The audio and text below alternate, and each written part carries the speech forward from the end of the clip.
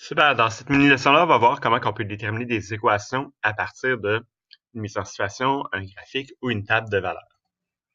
Donc, c'est quoi une équation? Tu as peut-être déjà entendu des mots de la même, genre régularité, règle, une suite, une formule, une relation. Une relation est une variable indépendante, une variable indépendante. C'est toute la même chose. Ça ressemble à quoi? Y est égal à 2x moins 3, c est égal à 25p plus 10, ou plus intense, 1 divisé par x plus 1 divisé par y est égal à 1. C'est toutes des équations. Il y a un symbole égal, et il y a des variables dedans. Il pourrait en avoir plus, mais on va se contenter de 2 cette année pour pas trop capoter là-dessus. Donc, on va commencer par trouver une équation à partir d'une mise en situation, une table de valeurs et une équation. Donc, on va aller dans ce sens-là. Mise en situation, on va faire la table de valeurs, puis on va trouver l'équation, donc la règle, la régularité, la suite de celle-ci. OK. Donc, mise en situation, Zachary demande un salaire de base de 15 $ pour garder des enfants toute une journée. De plus, il rappelle qu'il a aussi un frais supplémentaire de 5 $ par enfant. Donc, j'ai fait une table de valeurs qui représente cette situation-là. Donc, le nombre d'enfants, c'est ma variable indépendante et mon salaire par jour, c'est ma variable dépendante. Le salaire va dépendre du nombre d'enfants qu'il y a à chaque journée. Donc, s'il y a un enfant, ça va coûter 20 $. S'il y en a deux, 25. S'il garde 3, 30. 4 enfants, 35. Et 5 enfants, il va se faire 40 $ pendant la journée. Si je voudrais écrire une expression algébrique à partir de ceci. Donc, il faut observer que la relation... Qu'est-ce que j'écris? À partir d'un énoncé, d'une table de valeurs ou d'un graphique, il faut observer la relation pour découvrir l'expression.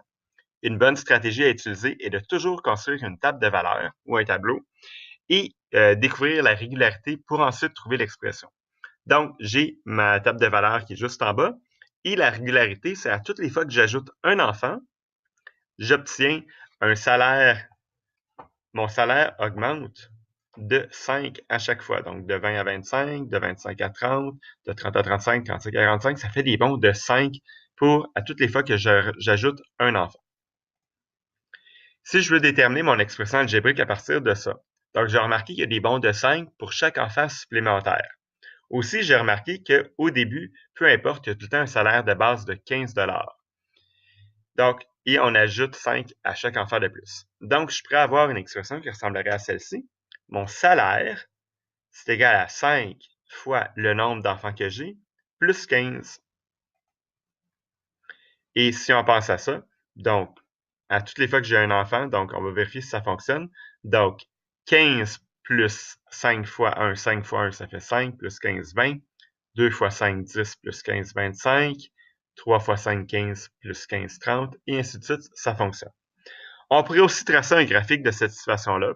Donc, un graphique, c'est deux droites perpendiculaires. On a notre axe des abscisses, le X, qui est à l'horizontale, et l'axe des Y, qui est mes ordonnées à la verticale. Donc, on n'oublie pas nos titres et on met nos données qui sont ici. Mon graphique pourrait ressembler à quelque chose comme ça ici. Donc, mon axe des X vers le bas, c'est mon nombre d'enfants. Donc, l'écart entre mes bons est constant. J'ai oublié les petites lignes repères. Une petite ligne ici, une ligne au 2, une ligne au 3, au 4, au 5 et au 6. Mon valeur dépendante, donc ce que je calcule, mon salaire sur l'axe vertical, c'est à ma gauche. J'ai fait des bons constants de 10, 20, 30, 40, 50. J'ai mes flèches pour me dire que ça continue. Et j'ai placé mes points dans mon graphique. Donc, si j'ai 4 enfants, ça coûte 35 $. Si je veux trouver une équation à partir d'un graphique, donc, qu'est-ce que je peux faire? Bien, je pars à partir d'un graphique. Ici, j'ai un graphique qui parle du niveau de la rivière des Outaouais à la plage Britannia. À ma gauche, donc ma valeur dépendante, c'est mon niveau de l'eau. Et j'ai des jours depuis le 29 avril. Donc, dans ce graphique-là, on voit une situation où le niveau de l'eau devrait descendre à chaque jour d'une façon constante. Ça baisse tout le temps de la même façon. Moi, mon but, c'est de trouver l'équation à partir de ceci, mais c'est pas mal difficile. Donc, première étape que je te suggère de faire, c'est de créer ta table de valeurs à partir du graphique. Donc, à mon jour 0, au départ, j'ai ma valeur qui est ici. Là, on peut voir les petites lignes. C'est toutes des bons de 1 dixième que j'ai ici. Donc, je suis à 60 et 80, de 80 centièmes de mètre. Et ainsi de suite, je remplis ma table de valeurs. Ensuite, avec ma table de valeurs, je peux me rendre compte que j'ai des bons tout le temps constants, des bons qui diminuent. Donc, le niveau de l'eau baisse de 15 centièmes de mètre à chaque jour. Et par la suite, je peux aller trouver trouver une expression algébrique qui représente ceci. Donc, mon niveau, c'est égal au niveau que j'avais au départ, donc à mon jour 0, qui est de 60 et 80. Et j'enlève 15 centièmes de mètre à chaque jour. Et j'oublie pas de dire que N, c'était mon niveau d'eau en mètres, et J, c'était mon nombre de journées depuis le 29 avril. Donc, on a vu dans cette vidéo-là comment bâtir un graphique, comment bâtir une table de valeurs et comment trouver une expression algébrique, une équation à partir de ta table de valeurs.